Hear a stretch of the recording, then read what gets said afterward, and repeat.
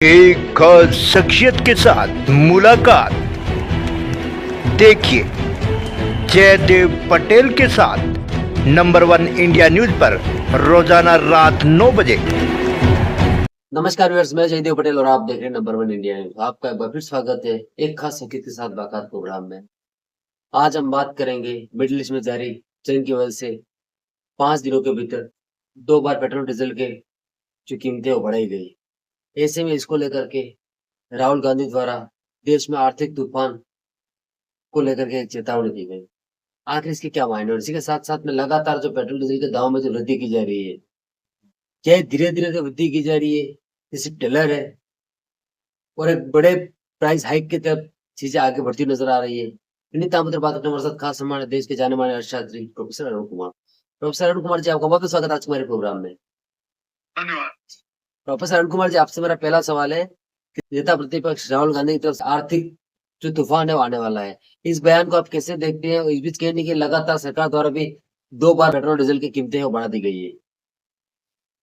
देखिए, 2-3 चीजें ध्यान में रखनी है कि जब से पश्चिम एशिया के युद्ध शुरू हुआ, तो स्ट्रेट हॉर्मुज़ के बंद होने से दुनिया में एनर्जी की कमी हो गई। और चूंकि जो ये ऑयल है, इसमें एनर्जी नहीं है, इसमें बहुत सारे केमिकल भी होते हैं, दवाओं के लिए होते हैं, प्लास्टिक्स के लिए होते हैं, फर्टिलाइजर बनता है, फिर आपका जो हीलियम निकलता है इसमें से, सल्फर निकलता है, तो बहुत सारी चीजें इसमें निकलती हैं। तो उसमें कमी होने की गुंजाइश बढ़ जाती है कि ये सब चीजों में कमी हो जाएगी। तो जो आपके स्टॉक्स हैं वो धीरे धीरे खत्म होने लगते हैं। तो मेरा मानना है कि ये दाम भी बढ़ते हैं और उत्पादन में कमी आती है, क्योंकि एनर्जी के बिना उत्पादन नहीं हो सकता है। आपका खाना भी नहीं घर पे बन सकता है, आपका ट्रांसपोर्ट भी नहीं हो सकता है। तो इसलिए ये सब सब चीजों में परेशानी आ जाती है। तो मेरा मानना है कि इससे वजह से एक स्टैग्फ्लेशन की सिचुएशन आ जाती है कि दाम बढ़ जाते हैं और उत्पादन में मतलब जो बढ़त है वो कम हो जाती है। तो स्टैग्नेशन भी होता है, इन्फ्लेशन भी होता है। तो स्टैग्फ्लेशन की जो स्थिति है, उससे फिर सरकार को जो है जूझना ज़रा मुश्किल हो जाता है। और अगर ये लंबा चलता रहेगा तो शॉर्टेज और बढ़ जाएगी, और शॉर्टेज के बढ़ने से रिसेशन भी आ सकता है। तो रिसेशन में तो और भी ज़्यादा परेशानी हो जाएगी आम आदमी को। और अभी तो आपने देखा जैसे कि गैस की कमी हो गई थी, तो उसकी वजह से जो गरीब आदमी है, जो 10, 11, 12 हज़ार रुपए कमाता है, जैसे गुड़गाँव में, नोएडा में, पंजाब में, राजस्थान में, तो उसका तो 3-4 हज़ार रुपए प्रति माह का बजट बढ़ गया गैस को लेने के लिए, क्योंकि जो 950 का सिलेंडर है वो ब्लैक में 4,000, 5,000 का जा रहा था। जो वो 1 किलो गैस 100 रुपए की भरवाता था, वो 400-500 की हो गई। तो उसका तो बजट एकदम बिगड़ गया। उसके लिए तो इन्फ्लेशन रेट जो है 4.5% या 3.5% नहीं, पर उसके लिए तो 30-40% पहुंच गया था इन्फ्लेशन रेट। दूध के दाम, जौ रोटी के दाम, जो ढाबा में खाना खाता था 50 रुपए की थाली वो 80 रुपए की हो गई, वगैरह वगैरह। तो इसलिए परेशानी तो गरीब आदमी को तो ऑलरेडी शुरू हो गई है, उसका काम भी कम हो गया है, इसलिए वो पलायन भी उसने किया शहरों से गांव की तरफ। कम से कम गांव में लकड़ी या कोयला जला के वो खाना बना सकता है, सब्जी कुछ मिल जाएगी उसको जो खेत से। तो इसलिए जो ये परेशानी तो हमारे जो गरीब और असंगठित है उसको तो ऑलरेडी परेशानी शुरू हुई। इसकी वजह क्या है? इसकी वजह है कि हमारे यहाँ खूब कम आ रहा है बाहर से। और अभी जो मिनिस्ट्री ऑफ कॉमर्स का जो आंकड़े आए थे अभी पिछले हफ्ते, तो उन्होंने बताया कि अप्रैल में 10% कमाया, लेकिन मार्च में करीब 7% कमाया। तो यानी कि 30% की एवरेज में आपको शॉर्टफॉल हुआ क्रूड का। और वो उसका मतलब होगा कि आपका उत्पादन कम हो जाना चाहिए, लेकिन हमने उत्पादन उतना ही किया और उसमें से भी हमने 35% बाहर भेजा। तो एक तरफ 30% कम आया, 35% बाहर भेजा, तो मतलब 65% जो है वो हमारे पास कमी हो गई। तो जो हमारे पास स्टॉक्स होते हैं वो जल्दी से खत्म हो जाएंगे। अगर हम रोक देते हैं 35% का एक्सपोर्ट, तो हम अपने घरेलू काम के लिए उसका करके और लंबे काल तक चला सकते थे। तो इसलिए अभी मुझे लग रहा है कि अभी जो शॉर्टेज है, जो क्रूड की और पेट्रोल और डीजल और जो ये रिफाइंड प्रोडक्ट की, वो काफी तेजी से बढ़ रही है। और उतना हमें अभी क्रूड मिल नहीं रहा जितना हमें चाहिए। फिर ये अभी मतलब जैसे कि पहले रोज 10 जहाज आते थे, अब हम गिनती करते हैं कि आज 1 आ गया, आज 2 आ गए।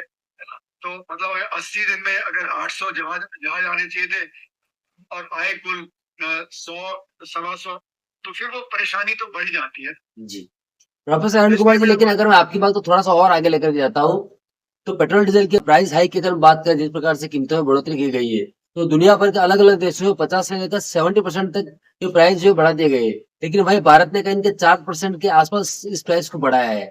ऐसे में क्या हम ये कह सकते हैं कि दुनिया भर में जो देश है उससे कहीं ना कहीं भारत एक बेहतर स्थिति में नजर आता है? नहीं, ऐसा है कि अगर कमी है तो फिर हमें अपना कंजम्पशन कम करना चाहिए था, उसके लिए हमें दाम बढ़ाने चाहिए थे। अगर हम वो नहीं करते हैं तो वो आराम से 80 दिन बाद जो मतलब गिर जाएंगे एकदम से। तो इसलिए बेहतर होगा कि हम एक यूनिफॉर्म पॉलिसी फॉलो करें, जिसमें कि मतलब जो कमी है वो हम उसको स्प्रेड आउट करें, है ना। अगर कमी को हम स्प्रेड आउट नहीं करेंगे तो 40, 50, 60 दिन के बाद बहुत ज्यादा कमी हो जाएगी, क्योंकि एकदम सारा जो हमारा रिजर्व है क्रूड का और तो ये एक लॉन्ग टर्म पॉलिसी फॉलो करनी चाहिए, ना कि हमको कहना चाहिए कि हमने शुरू में नहीं बढ़ाए। अब शुरू में हमने क्यों नहीं बढ़ाए, तो इसलिए नहीं बढ़ाए क्योंकि इलेक्शन था और सरकार नहीं चाहती थी। तो जैसे ही इलेक्शन खत्म हुआ तो हमने बढ़ाने शुरू कर दिए, और सरकार ने खुद ही बार बार कहा, कभी कहा 1,000 करोड़ रुपए का रोज लॉस हो रहा है कंपनियों को, कभी कहा 1,500 करोड़ का लॉस हो रहा है। तो हम ये एक्सपोर्ट क्यों कर रहे थे, और वो आज भी हमने एक्सपोर्ट नहीं बंद किए। एक्सपोर्ट बंद करते थे तो उतना तेल हमारे देश के लिए अपना बचता, है ना। तो आज फिर जब हमको फॉरेन एक्सचेंज चाहिए तो हमें फॉरेन एक्सचेंज में हम कह रहे हैं कि ये आप कटौती करिए, तो लिबरलाइज रेमिटेंस स्कीम के चलते हुए 25-26 डॉलर तो साल का उसमें चला जाता है, उसको भी नहीं रोका।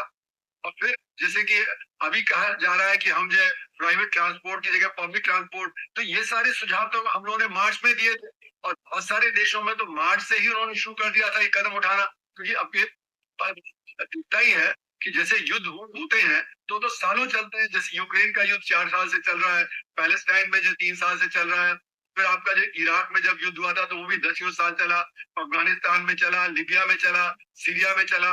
तो जो भी युद्ध होते हैं वो तो लंबे, और ईरान तो बहुत बड़ा देश है, तो ऐसा नहीं कि आज वो हफ्ते 10 दिन में खत्म हो जाएगा।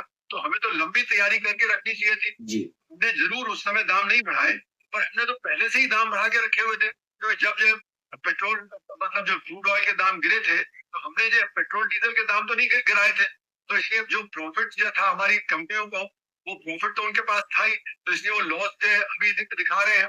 पर अगर आप पहले जो उसको गिरने देते तो फिर हमें अब बढ़ाने में उतना ही बढ़ता जैसे कि बाकी और देशों का बढ़ा है। जी। तो इसलिए ये कहना कि हमने नहीं बढ़ाए तो हमने अपनी जनता को फायदा पहुंचाया। पर अगर आज जो हमारी जो कमी है पेट्रोल डीजल वगैरह के उत्पादन की, वो एकदम से ज्यादा हो जाती है तो एकदम बहुत ज्यादा हाहाकार हो जाएगा। तो इसलिए हमें तो लॉन्ग टर्म पॉलिसी फॉलो करनी चाहिए कि जो शॉर्टेज है वो धीरे धीरे शॉर्टेज है मार्केट में नजर आए। अगर हम पेट्रोल पे टैक्स लगा के पेट्रोल का कंजम्पशन कम कर देते तो वो हमारी जो स्थिति और बेहतर रहती, एक्सपोर्ट तुरंत बंद कर देते तो और बेहतर होती। जी। प्रोफेसर अरुण कुमार जी, लेकिन जिस तरीके से भारतीय अर्थव्यवस्था तेजी से आगे बढ़ रही थी, क्या हम ये कह सकते हैं कि मिडिल ईस्ट में जारी जंग है इसकी वजह से पूरी तरीके से ठप हो चुकी है, और इसी के साथ साथ में पेट्रोल डीजल के प्राइसेस जो लगातार जो 2-3 रुपए की जो बढ़ोतरी की जा रही है, इसकी कीमतें और कहाँ तक बढ़ सकती है?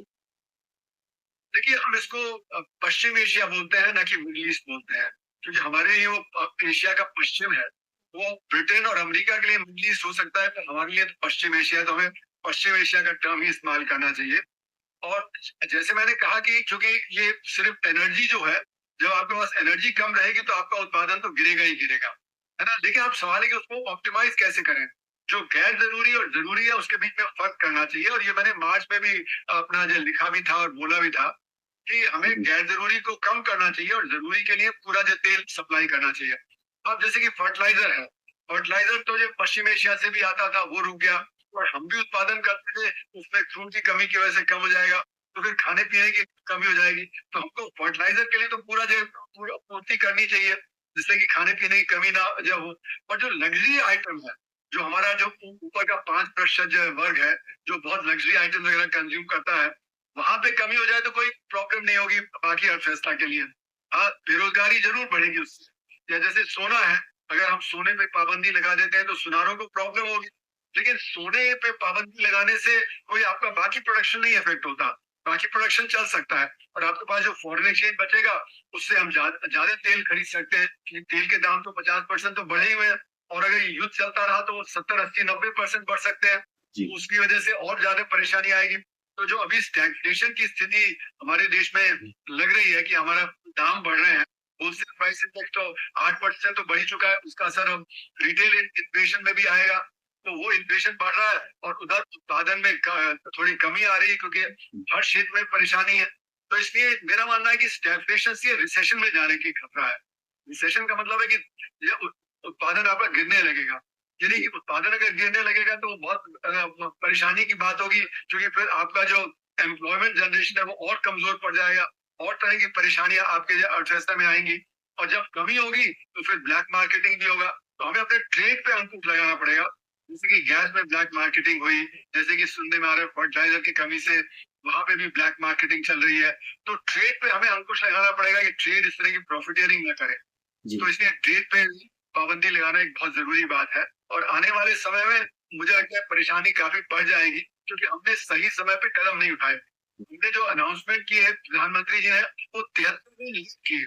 जो उनको अनाउंसमेंट मार्च के पहले हफ्ते में ही करने चाहिए थे, वो इलेक्शन के रिजल्ट आने के बाद उन्होंने करने शुरू किए। तो तब तक तो आपने काफी सारा एक्सपोर्ट कर दिया, काफी जब फॉरेन एक्सचेंज चला गया, और सोना भी आता ही जा रहा है।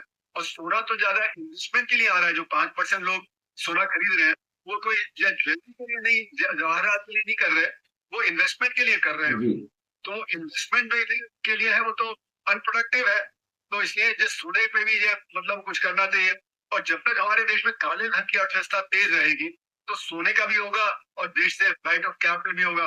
तो हमारे जो जो करप्ट लोग हैं, जो करप्ट पॉलिटिशियन है, करप्ट बिजनेसमैन है, करप्ट ब्यूरोक्रेसी वगैरह में है, वो मिलके तिगड़ी मिलके चलाती है काले धन की अर्थव्यवस्था।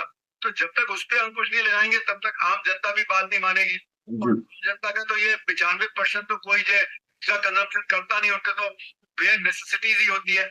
5% कोई जो ऑस्टेरिटी करनी है, 5% कोई जो गोल्ड का परचेज कम करना है, तो अगर उनको हम बना ले तो फिर जो स्थिति बेहतर हो सकती है। जी प्रोफेसर अरुण कुमार जी, आपसे मेरा एक आखिरी सवाल है कि मिडिल ईस्ट में जारी जंग की वजह से जिस तरीके के आर्थिक संकट के हालात जो पैदा हुए हैं, इसको लेकर के भारत सरकार द्वारा किस तरीके के कदम उठाने की जरूरत है? अगर 3 सुझाव अगर आप दे सके कोई। मैंने तो अभी सारे सुझाव दे दिए कि आप सबसे पहले रोक दीजिए एक्सपोर्ट करना, फिर आप रोक दीजिए LRS स्कीम का, फिर जो आप जो ट्रेड पे आप अंकुश लगाइए, फिर आप ट्रेड जो ब्लैक मार्केटिंग कर रहा है उस पर अंकुश लगाइए, है ना। मैंने कहा कि जो आपका जो इनएसेंशियल कंजम्पशन है, लग्जरी आइटम, इनको रोक दीजिए। फिर आप डायरेक्ट टैक्स से पैसा लेके इनडायरेक्ट टैक्स कम कर दीजिए, और जो गरीब आदमी है उसकी मदद करना शुरू कर दीजिए। तो ये तो ऑलरेडी हम लोगों ने सब सुझाए हुए हैं ये सारे कदम। सरकार को ये कदम लेने हैं। जी प्रोफेसर अरुण कुमार जी, आपने हमारे लिए समय निकाला और हम अपने साझा करें, उसके लिए आपका बहुत बहुत धन्यवाद। धन्यवाद।